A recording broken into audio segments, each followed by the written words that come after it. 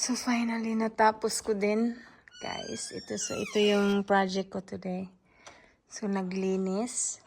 Actually kahapon pa, but tanghali na kasi ako nakapag-start kahapon. So naglinis. So dito kasi talaga ako natatagalan, guys, sa dusting. So ito na yung nalinisan ko.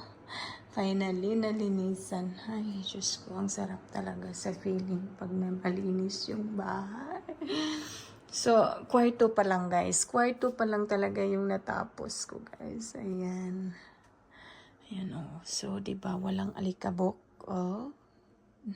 Kasi, yan, dito ako natagalan. Dito talaga ako laging natatagalan, guys. Dito sa dusting. Ayan, I'm proud for my altar. So, ayan, my mini altar, guys. Ayan. So, ito. Got the rosary that Boracay brought me. And then, ito yung gift niya, holy water. Bigay din ni Borakdot sa akin. Ayan. And then, another Borakdot na bigay, yung painting. So, ayan. Diyan yung mga unti-unti nang nababawasan yung aking collection ng perfume kasi may dalaga na ako, guys.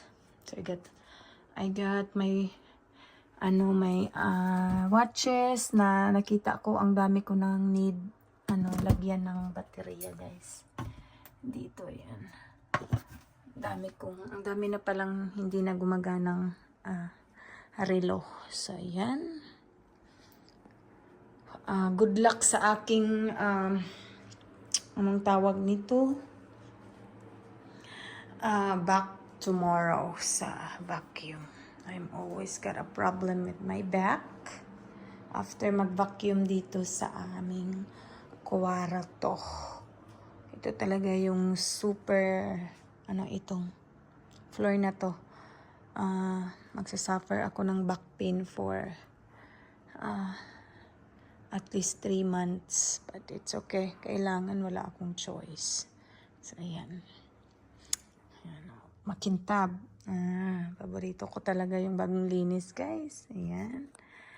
So, ayan. At katatapos ko din naglaba din ako. And while naglilinis. So, ayan.